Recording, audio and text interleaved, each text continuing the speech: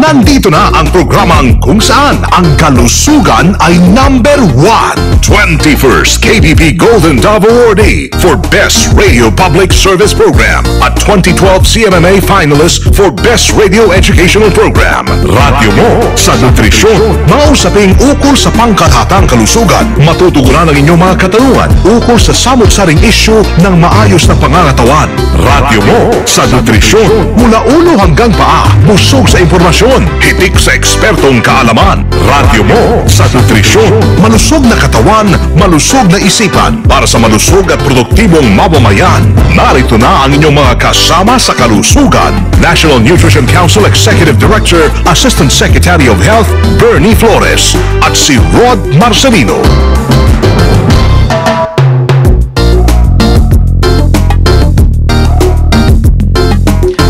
Mga kasama, ayon po sa World Health Organization, ang lung cancer o kanser sa baga ang nangungunang uri po ng kanser na dahilan ng pagkamatay sa Pilipinas. Pinakamataas sa mga lalaki at pangatlo naman sa mga babae. Ako po si Rod Marcelino at welcome sa radyo mo sa Nutrisyon. Malusog na katawan, nutrisyon ang kailangan. Malusog na isipan, nutrisyon ang kasagutan. Para sa malusog na mamamayan, wastong nutrisyon ang katuparan. Isang magandang hapon mga ka-Berk sa wastong nutrisyon at mabuting kalusugan. Tumigil na ba kayo? Hep! Bago nyo sagutin yan, batiin muna natin mga kasamang ating one and only na mabait at butihing ninang sa Proper Nutrition at Healthy Lifestyle, ang Executive Director ng National Nutrition Council, si Assistant Secretary of Health, Bernie Flores. Magandang hapon, Asek Bernie. Magandang hapon sa iyo, Rod. At sa ating mga suking tagapakinig, sana nasa mabuti po kayong kalagayan at healthy. Pero teka muna, rewind nga sa tanong mo sa ating listeners, tumigil na ba kayo? Tumigil sa ano, Rod? Ma'am, ang kumpleto, ma'am, ay tumigil na ba kayo sa paninigarilyo? Yan ang tanong doon eh. Okay. Di po ba't isa sa mga sanhi, ma'am, ng cancer sa baga ay ang smoking? Tama ka dyan, Rod. Actually, sabi ng Philippine Cancer Society nitong 2010 dun sa kanilang report na Philippine Cancer Facts and Estimates, tinataya na ang cancer sa baga ang nangungunang uri ng cancer na ikinamamatay ng mga lalaki at babae sa ating bansa. Kasama na rin pati mga babae. Oo. Kasi marami na rin ang naninigarilyo sa ating mga kababaihan eh. Lalo na yung mga young. Yes, yung mga kabataan ngayon. Lalo na dun sa mga nasa call center. Yun ay mga lifestyle nila. Kasi puyat eh. Every time pag may break sila, nandun, hit buga. Pero mabuti naman na nakita natin, nasa labas lang sila ng building. Kasi bawal na talaga bawal sa loob. Sa maraming, halos ng mga offices and buildings ay bawal na talaga manigarilyo sa loob. Kaya kung gusto mong manigarilyo, doon ka sa labas. Doon sa labas. Kahit na umuulan, kahit na mainit, doon ka sa labas. Doon ka sa labas, hindi ka pwede sa loob. Dahil yung paninigarilyo, hindi lang naman masama para sa mismong naninigarilyo, pati sa environment din. Pati doon sa katabi mo. Correct. Pati doon sa nakaka-affecto rin. Kaya ma'am, pinagmamalaki ko sa lahat sa mga magulang at kaibigan ko na matagal na ako pong tumigil sa paninigarilyo at napakalaking buting idinulot ito. Wow, congratulations, Rod. Totoo yan? Ay, yes. So po, dahil yun ang sinasabi natin, ako mismo nung nag-umpisa po akong dieta at i-practice yung tinatawag dating healthy lifestyle. Kaya pati yung bisyo ko, tinigil ko na rin. Kasi magiging walang saysay eh. Mga kaibigan, kasi si Rod, nung una kong nakilala at nakasama natin na magkasama kami dito sa radyo mo sa Nutrisyon, nag-i-smoke talaga siya. Oo. Pero napakagandang balita yan, Rod. Siguro gusto mo sabihin sa kanila kung paano mo na-convince ang sarili mo na tumigil.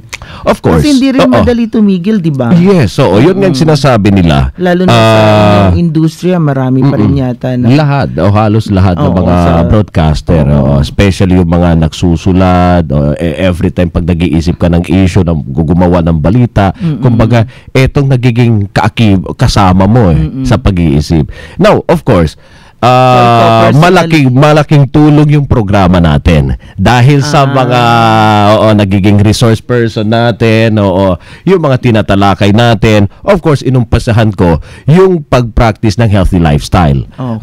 Tapos sunod-sunod na. Sabi ko parang hindi naman tama. Well, para sa katawan natin, not only for because I am part of the program, but of course, para sa mismo sa kalusugan. Tsaka siguro meron din ng inconsistency kung ikaw na co-anchor ng National Nutrition Council dito sa programang Radyo Mo sa Nutrition, sasabihin mo ganito ang tama, ganito ang kailangan gawin. Tapos may kita ka ng mga tao, sisigarilyo pala si Sir Rod, yon. Kaya may inconsistency. Kaya dapat maging example din tayo para sa kanila. So, nandito na siya sa hindi, sa phone? Yes, ma'am. Okay. Nandito pala na si kasi kanina tinatanong mo kung smoking lang ba? Ano ba yung tanong mo kanina?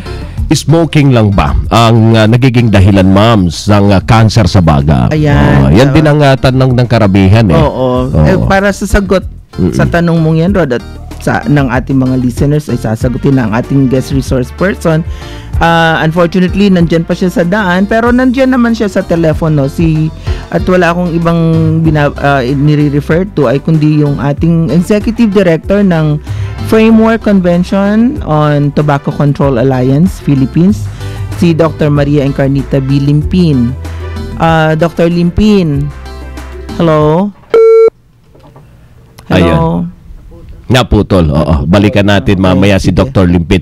Kasi, eto nga tinatanong ko, ma'am, kung smoking lang ba ang dahilan o sanhi ng sakit na cancer? Hindi ba kasama din yung pollution? Hindi lang siya ang rason, kundi siya yung number one. At siya yung meron na rin ng direct evidence.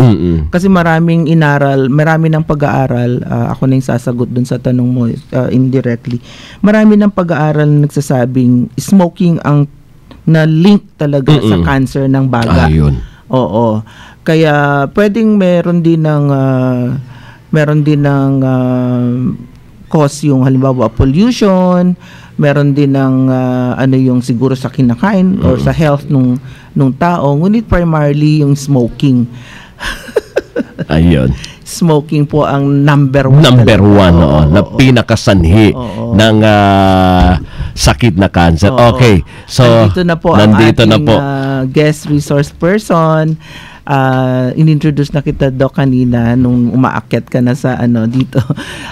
Pero pinag-usapan. Wala pa akong ulitin ko po ang ating pong guest sa ating guest expert sa ating programa ngayong hapon ay ang Executive Director po ng Framework Convention on Tobacco Control Alliance Philippines, si Dr. Encarnita B. Limpin. Bati po muna kayo, Doc Limpin. Yes, magandang hapon po sa ating mga tagapakinig and magandang hapon sa iyo. Yes. Yusek and long time no see. Magandang hapon po, Doc. At si Mr. Rod po. Si Rod, yeah. Oo. Pinag-usapan namin kasi binalita ni Rod kanina, Doc, na nag-stop na siya mag-smoke.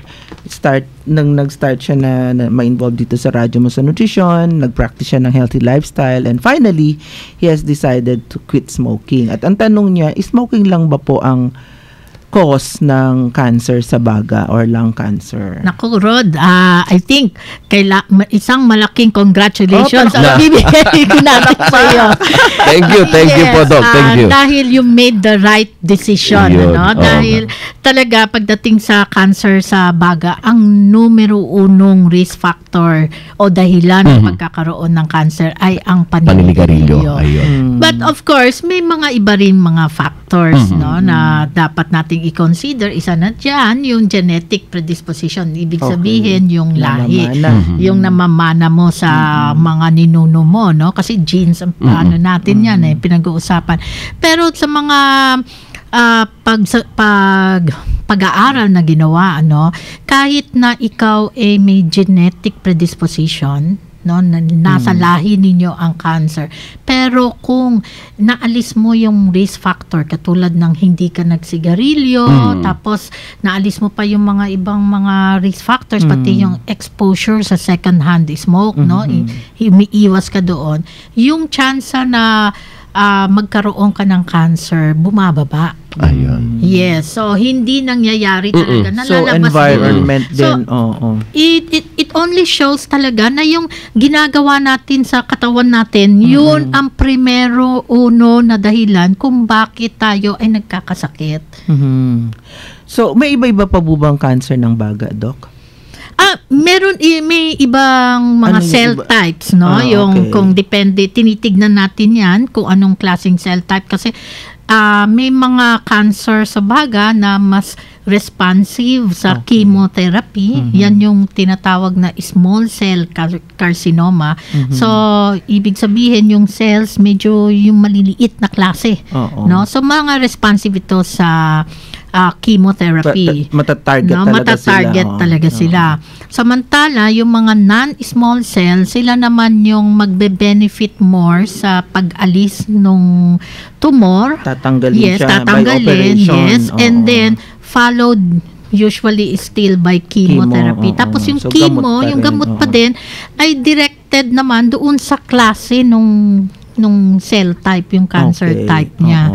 So, importante na malaman, hindi lang yung kung may cancer o wala, kung hindi pa rin, anong klase ng cell yung ng cancer meron. Mahirap ba, Doc? Mahirap ba? Kung halimbawa, yung tao na paano ba nadidiscover muna kung meron kang cancer? Well, ang unang-una nating dapat na paabot sa ating mga nakikinig, ano? Marami sa atin kasi yung mga matagalan na ubo na hindi naaalis, no? Mga 2 buwan, no? 1 buwan, minsan nababaliwala. Pero by the time na pumunta sa amin, medyo huli na. So, malala na, Doc. Yes. Yun ba, Doc, ang tinatawag na smoker's cough? Yun ba yun? Yung smoker's cough, mas medyo matagal ito. Matagal dahil na. ang smoker's cough will be years ang pinag-uusapan natin. Pero itong sinasabi ko na matagalan na ubo, ito yung mga 2 linggo, 3 linggo, 1 buwan. Kailangan nagpapatingin na ho kayo. Kasi yan hong ubo na yan, hindi ho yan pangkaraniwan. Hindi siya normal para sa isang tao na inuubo palagi. No? Pero kung TB, kasi na-discuss namin na previously, yung television, tuberculosis. Yes. Opo. Pero ubo rin daw ang symptom. Yes, oo. Baka dapat lang natin ipahatid sa ating mga tagapakinig na kapag ang isang tao ay nagkakaroon ng matagalang ubo, no, 2 linggo at mahigit, ay hindi na ho talaga normal ito. Kailangan kayo ay magpatingin kasi maaaring ang this is just an infection na hindi nagagamot, kaya ho nandiyan pa rin yung ubo, or maaaring mayroong tumor na tumutubo, at hanggat naririyan ho yung problema sa baga, patuloy na uubuhin yung tao. Bakit patuloy na uubuhin? Kasi hindi normal na parte ng katawan natin. Na-irritate siya. Yes. Gusto siyang i-expel. Yes, it's a normal reaction, normal na pangdepensa ng katawan na para maialis yung hindi normal na part ng katawan na hindi kailangan natin. sa loob. Yes. Nilalabas yan. So ano pa pong aside from ubo, ano pa? Of course, yung isang symptoms will be, although medyo malala na ito, kapag nag-umpisa ng pumayat. No? Not necessarily dahil humina ang pagkain, kasi yung iba malakas pa rin kumain pero pumapayat. Yes. So gusto ito yun. pero ayaw mo. Ayaw ko rin yun. Yung cause ayaw mo, pero yung pagpapayat okay. Okay, so pero yun, unexplained loss of weight. Yes. Yan yung mga at saka yung iba naman naglalabas din ng dugo. Pag-ubo. Yes, Pag-ubo. At nahirapan huminga, lalo na kung kapag yung tumor ay ang location ng tumor ay medyo malapit dito sa malalaking daanan ng paghinga. No? So nandito siya sa may bandang gitna kasi maiipit, no? At hindi makakadalo yung hangin. So yung mga sintomas pala nito ay parang sa TB din, Asek, no? Parang. Oo, parang sa similar. TB. Kaya Oo. kailangan talaga pumunta sa doktor. Yes. Nang sa ganun ay malaman. Specialista. Malalaman din. Pag napunta ho kayo sa isang espesyalista, ang gagawin ho ng espesyalista ay gagawa ho siya ng mga iba't ibang mga procedures, mga tests para malaman kung ano ang dahilan ng mga nakikita mong simptomas sa isang tao. Pero smoking yung number 1. Number 1 Number talaga. And number 2, number 3, number 4. Smoking pa rin. Smoking pa rin. Nako, correct. dapat talaga makinig ang mga Iting especially ngayon, may kamahalan ng yosit ako, tapos cancer pang makukuha. Wag na, itigil nyo na. Mga kasama, 12:48 ng magandang tanghali. Magpapatuloy po ang ating interesante at importanteng, napakalalim naman yun, interesante at importanteng talakayan. Pero aalamin muna natin ang text question of the day. Ninang? Okay, ang ating pong text question for the day ay magbigay ng sintomas, kahit isa lang, sintomas ng cancer sa baga. Yun nga kanina sinasabi natin, Asek, parang sintomas ng TB lang. So mga kasama, isa lang pong hinihingi ni Asek Bernie para ho kayo magkaroon ng libreng load. I-text lang po inyong sagot sa ganitong format, full name, space, syempre ang address, space, sagot, at isend po sa 0919-884-0659. Ulitin ko lang ho yung numero, 0919-884-0659. Magbabalik ang Radyo Mo sa Nutrisyon. Radyo Mo sa Nutrisyon. Lifestyle diseases iwasan. Kumain ng wastong pagkain. Mag-ehersisyo araw-araw. Huwag manigarilyo at iwasan ang pag-inom ng alak. Maraming Pilipino ang nagkakaroon ng hypertension, cancer at diabetes dahil na rin sa maling lifestyle at poor diet. Para maiwasan ang mga ito, iwasan ang pagkain ng matataba, matatamis at maaalat na pagkain. Dagdagan ang pagkain ng prutas at gulay. Iwasan ang sigarilyo at alak at mag-ehersisyo ng regular para mapanatili ang tamang timbang. Ugaliin ang healthy lifestyle araw-araw.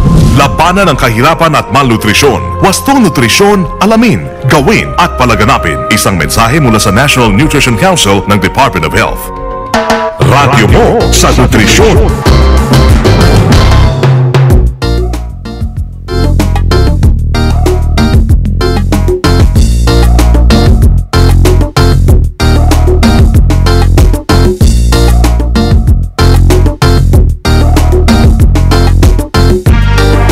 Papatuloy po ang mga kaibigan ng Radyo Mo sa Nutrisyon. Sorry po dun sa konting glitch na yon. At ating pinag-uusapan na ipinaliliwanag ang kinakatatakutang karamdamang cancer sa baga. Although hindi pa masyadong takot yung mga nakikinig sa atin siguro. Kasi tinatawanan lang natin na siya yung first cause, second, third, fourth, sabi nito wala nang ibang ang ating iba pang dahilan. Guest expert ay walang iba kundi ang Executive Director ng Framework Convention on Tobacco Control Alliance Philippines, si Dr. Maria Encarnita Limpin. Ayun, at reminders lang mga friends, pwede nyong mapakinggan muli at mapanood po ang ating episode ngayon at yung mga nakaraan. Punta lang po kayo sa Radyo Mo sa Nutrition channel sa youtube.com/Radyo Mo sa Nutrition. One word lang po ito mga kanutrisyon. Pwede nyo rin po kaming gawing friend sa facebook.com/Radyo Mo sa Nutrition po. At i-follow nyo rin kami sa twitter.com/Radyo Nutrition naman. At kung nais nyo naman pong magtanong kay Asek Bernie at sa ating bisita si Dr. Limpin, text nyo lang po sa 0921-431-1044. Yan ay para sa mga gumagamit ng Smart at para sa mga Globe users naman 0927-863-7771. Pwede rin kayong tumawag sa 882-2374. Eto, meron ako nakikita mga tanong dito sa ating text line, Ma'am Bernie. Talaga? Oo. Sige. Doc, kanina kasi nasabi natin na kinongratulate nga natin si Rod na tumigil na siya ng paninigarilyo. Ano po bang nangyayari kapag tumigil ang isang tao sa paninigarilyo? Nababawasan ba yung kanyang peligro sa pagka-acquire ng cancer? Yes, yan ang mga benepisyo na makukuha ng isang tao kapag siya ay tumigil. Unang-una ay bumabalik lahat ng mga normal na pangdepensa ng katawan. Okay. No? So yung abilidad na mailabas mo yung plema, mas gumaganda. In fact, kaya nga yung karamihan ng tumigil, Rod, naramdaman mo siguro ito. No? Yung unang mga linggo ng pagtigil mo, napansin mo na mas marami kang plema na nilalabas. Yung iba na sinasabi nila, mas lalo akong nagkasakit kasi mas inubo ako. Pero ang katotohanan doon, yung pag-ubo mo, yung paglabas mo ng plema is actually a good sign. Na nagno-normalize na ang respiratory system mo. No? So nililinis yung lungs. Nililinis. And then bumabalik na rin yung sense of taste and smell. Kaya mas masarap ng kumain. At saka lumuluwag yung paghinga. Pati yung paghinga, mas maluwag na rin. And then, yung sa sirkulasyon din ng dugo, mas gumaganda. Kaya mapapansin na kapag huminto ka, after some time, mas napapansin ng mga tao na, medyo mas maganda na ang kutis mo, mas namumula, no? Mas rosy cheek na. So, sa mga kababaihan, mas gumaganda sila, mas nagmumukhang bata. So, lahat ito. And then more importantly, yung mga risk katulad ng atake sa puso. No, nababawasan 'yan pag after 5 years, parang half of the risk nabawasan na. And then it goes back, parehas na sa isang non-smoker ang risk na magkaroon ng atake after 10 years na naghinto ka sa paninigarilyo. Ang cancer naman after 10 years saka ka naman magiging kalahati yung risk mo, no, nabawasan ng kalahati. And yun nga lang, it will take you 20 years, no, bago ang risk mo maging kaparehas ng isang non-smoker. So ang pinaka-message natin dito, Rod and Asek Bernie, will be kailangan pag huminto ka, ituloy mo kasi yung pagtuloy, yun yung pinaka-importante para maiwasan mo yung risk na magkaroon ng mga sakit, lalong-lalo na sa cancer. Yung kanina nabanggit nyo yung bumabalik yung panglasa sa pagkain, di ba? Kasi hindi napapansin ng mga smokers din initially. Pag nag-smoke sila, talagang nababawasan yung appetite dahil nadededen yung mga taste buds. Nawala yung taste buds. Kaya rin, ang resulta ng naninigarilyo, lalo na sa babae, pumapayat. So akala nila maganda yung pang-jeta. Mali pala yun. Hindi tama yun. Diba? Yun ang connect, diba doon? Yes. Actually, well, in a way, no, kasi pero pumapayat. Pero hindi maganda para sa'yo kasi nawawala talaga yung panlasa mo, pati yung pang-amoy mo. Kaya yung mga pagkain, hindi mo masyado na-appreciate yung amoy, no? And more importantly, yung resistance mo to fight diseases, bagsak din. And then one more naman, medyo pang lang, beauty lang. Totoo rin na nagkakaroon ng mga linya kaagad yung mga nag-i-smoke, lalo ng babae. Nagmumukha talaga siya. Kasi nagiging dry. Dry ang skin. Dahil pangit ang sirkulasyon. Kaya nga pag ikaw huminto, yung babalik yung ganda ng sirkulasyon. Kaya mas maganda ang kutis mo. Diba? May connect.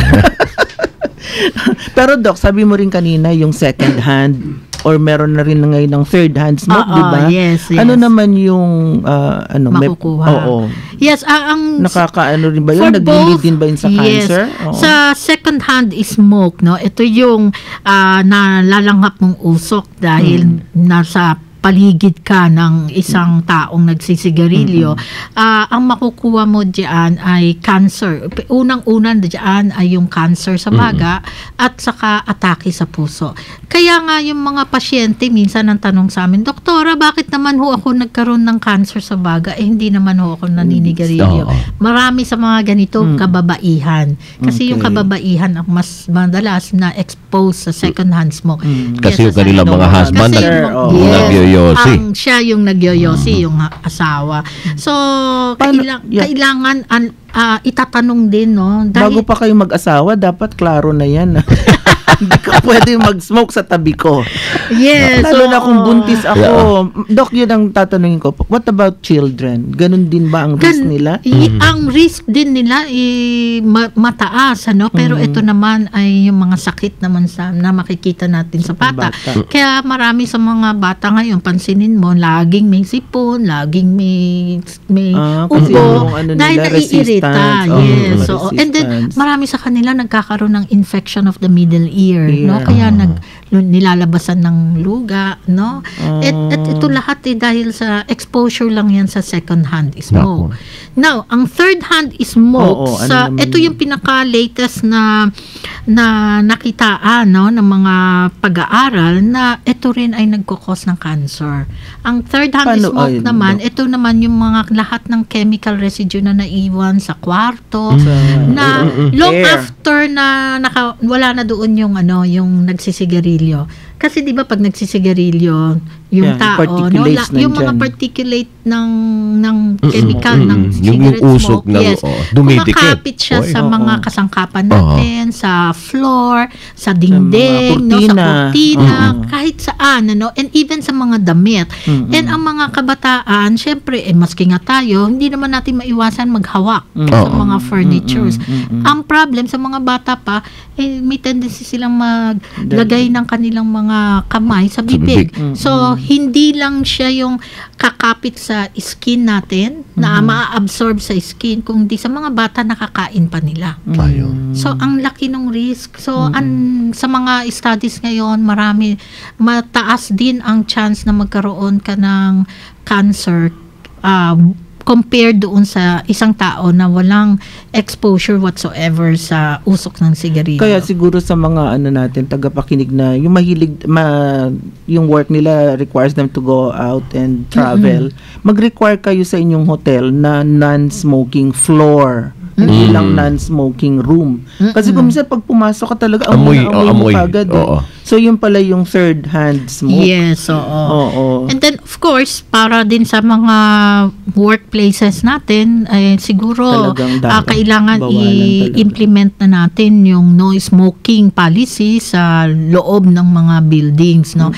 And sometimes, ang problem natin dito, yung mga bossing sa mga opisina, no? Sila yung nagsisigarilyo. So, I think it's about time na medyo we need to be considerate of others, no? Isipin natin yung mga tao, maaaring yung boss natin ay may kakayahan para magbayad ng mga magiging problema niya sa kalusugan, pero yung mga tauhan niya, no, kawawa naman. Napakakonti na, Doc, ng ating oras, pero gusto ko lang tanungin sa inyo para na rin sa kapatiran ng mga nakikinig natin. Yung inyong affiliation, yung Framework Convention on Tobacco Control Alliance Philippines. Ano po ba ito? At saka ano yung mga adhikain itong grupong ito? Well, we are a non-government, non-profit organization na ang pinaka-adhikain namin ay para matulungan ang Pilipinas na maging totally free from the hazards, no, of tobacco, yung hindi tayo magkaroon ng sakit dala ng tobacco. Kaya kami ay nag-advocate ng smoke-free policy at saka yung itaas nga yung syntax na nakuha naman natin. So, naging very active kayo dun sa usapin ng pagpapasan ng syntax law. Yes, oo. So, kami rin ay very active din na nagpo-promote ng para mabigyan ng tulong ang mga nagsisigarilyo na makatigil, no. Ito ay ginagawa din namin, kasama namin yung mga partners namin, katulad ng Philippine College of Chest Physicians at saka yung Philippine College of Physicians. Okay, sabi mo kanina, Rod, may mga question ka dyan, pero meron dalawang question ako dito, Doc. Siguro pagbigyan muna natin itong isa kahit late na. Magandang hapon po, Dr. Rod, at sa inyong lahat. Second question, sa lakas ko pong manigarilyo noon, bumagsak po ang timbang ko. Dati 66 kilograms. Ngayon, 55 kilogram na lang. Ano pong nararapat na paraan o vitamina para bumalik ang dati kong timbang? Sabi po ni Epi. Pero nakahinto na siya. Nakahinto na siya kasi ito yung kanyang sunod ko rin yung tanong niya kanina. Magandang hapon po, Kuya Rod, at magandang hapon din sa milyong Pilipino nakikinig sa inyong programa. May 3 buwan na po akong tumigil sa paninigarilyo. May tanong po ako, ang madalas bang pagkilaw ng talbos ng sariwang ampalaya ay malaking epekto sa kalusugan? Si Epi Chong. Akong sasagot dito siguro. Sasagot dito. Yung sariwang ampalaya mataas sa vitamin A and iron. So yung mga benefits niya sa pagkain mo nito ay makukuha mo. Gaganda ulit ang iyong resistance kasi mataas siya sa vitamin A. So magtutulong-tulong itong mga nutrients na ito sa sa pagkain mo ng sariwang ampalaya. Pero wag naman siguro yun lang ang kakainin mo. Kain ka pa rin ng variety of foods every day. Yes, importante yung balanced diet natin, yung nutritious talaga, no? So ito po, Doc, yung sabi niya bumagsak yung kanyang timbang. Di ba normal noon? Well, no, habang ikaw sisigarilyo, syempre bumabagsak, medyo hindi nga maganda ang appetite, kaya hindi maganda ang pag-increase ng weight mo. Pero ang expectation actually natin sa kanya, dapat nga tumaas ang kanyang timbang. So kaya ibig sabihin kung kasi kung kinilaw na talbos ng ampalaya nga lang ang kakainin mo, hindi ka tataas. Hindi tataas ang timbang mo. Bababa talaga yung timbang. Balik ka dun sa dati mong kain kasi gaganda naman yung appetite ngayon na tumigil ka na. 3 months pa lang, Doc. And then kailangan din siguro, yan yung sinasabi natin, isa siya sa mga simptomas na pwedeng mag-stimulate ng pag-iisip mo na bakit ka pumapayat. Expectation nga natin sa kanya, mas gaganda nga yung kanyang weight, no? Dahil mag-increase yung appetite. Bumagsak siya nung nag-i-smoke siya. Nag-i-smoke siya. 55. Tapos ngayon, nag-stop siya 3 months ago pa lang. So hindi pa siguro bumabalik totally nakapag-recover siya. Balik nung kanyang dating timbang. So anyway, ang importante ay kailangan natin sa akin yung balanced diet talaga. But also maybe it's also time for him to seek consultation kasi hindi rin tama na babagsak lang basta-basta ang timbang mo. So kailangan magpatingin ka. Ang palaya, baka iniisip ko, marami sa mga Pilipino kumakain ng palaya, lalo na kung nag-iisip sila na may diabetes sila. So, alam po ninyo, yung risk factor, ang paninigarilyo din ay isang risk factor sa pagkakaroon ng diabetes. No? It increases yung risk mo na lumabas talaga yung diabetes mo. Ayun. Okay. Mukhang magkakaroon tayo ng part 2, Doc. Oo nga, yes. Kasi kulang pa yung oras natin. Kasi ang paninigarilyo ka ang nangungunang risk factor sa pagkakaroon ng cancer sa baga. Siguro naman marami na yung naliwanagan sa ating mga tagapakinig ngayon. At mula sa puntong pagtigil, agad na nabebenepisyohan yung inyong katawan. Tingnan nyo na lang po si Rod. No? Ang paghinto sa paninigarilyo ang pinakamainam na paraan upang maiwasan ang cancer sa baga. Mainam din kung hindi na magsisimula pang manigarilyo. Umiwas din po sa second-hand smoke na taglay pa rin ng mga elementong nagiging sanhi ng cancer. Alamin din yung mga bagay sa inyong kapaligiran na maaaring magbunsod ng cancer. Siyempre, ugaliin po yung pagkain ng prutas at gulay na mayaman sa antioxidants at flavonoids na nakakatulong sa pangangalaga sa ating body cells. Maraming salamat po sa ating guest resource person na si Dr. Maria Encarnita B. Limpin. Maraming salamat. Executive Director po ng Framework Convention on Tobacco Control Alliance Philippines. Siya rin po ay isang napaka-aktibong member ng Philippine Coalition on the Prevention and Control of Non-Communicable Diseases na nakabase sa Department of Health. Diyan po kami unang nagkasama. Thank you po, Dr. Limpin. And thank you, my pleasure. Baka meron pa po kayong parting words. Yes, sa mga tagapakinig natin, sana po ay tumigil na tayo ng paninigarilyo kung tayo naninigarilyo. Huwag po tayong tumigil kung kailan meron na tayong sakit, ha. Okay. So, kailangan habang wala pa tayong sakit, tumigil na tayo. And then, sa mga hindi nagsisigarilyo, please continue remaining smoke-free. Huwag mag-start. Yeah. Rod. Alright, maraming salamat po, Dr. Limpin. Mga kasama, narito na po ang ating anim na winners of 50 pesos load.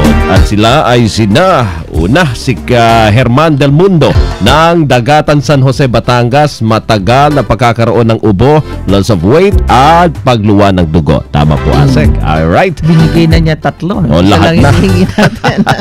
Si Ann Minion naman ng Moron Rizal, may dugo pag umuubo. Okay. Correct. Summer Tayag ng Marilag Street Project 4 Quezon City, pag-ubo ng 2 linggo o higit pa. Okay. Tama. At ang ating pang-apat, si Delia Sandog naman ng Malvar Street, Pag-asa, San Jose Occidental, Mindoro. Ang kanyang sagot, Asik Burley, panay ang ubo, may dugo ang dura. Alright. Herminia Dera naman ng 130 Sampaguita Street, OMPHV, La Huerta, Paranaque, namamayat at walang ganang kumain. Okay. Alright, ang ating last, ang ating pang-anim, si Leo Ramos ng Barangay Santa Margarita, Calbayog City, namamayat at may dugo ang dura. Okay. Alright. Congratulations sa inyong lahat. Maraming salamat mga kasama sa inyong patuloy na pagtangkilik po sa Radyo Mo sa Nutrisyon. Tandaan po, dito sa Radyo Mo sa Nutrisyon, bubusugin namin kayo sa impormasyon. At sisiksikin namin kayo ng mga tip tungkol sa tamang nutrisyon. At tutulungan namin kayong iwaksi ang mga maling gawaing kumukontra po sa mabuting kalusugan. Wastong nutrisyon, impormasyon. Solusyon, positibong aksyon. Tandaan lamang po, malusog na katawan, malusog na isipan para sa mga malusog na mamamayan. Ako po ang inyong lingkod, Assistant Secretary of Health, Bernie Flores. At ako naman po si Rod Marcelino. Kami ang inyong mga kabalikat sa kalusugan at wastong nutrisyon. Dito sa Radyo Mo sa Nutrisyon. Malusog na katawan, nutrisyon ang kailangan. Malusog na isipan, nutrisyon ang kasagutan. Para sa malusog na mamamayan, wastong nutrisyon ang katuparan. Radyo Mo sa Nutrisyon, kabalikat nyo sa kinabukasan mula sa National Nutrition Council. Lumalaki ang pamilya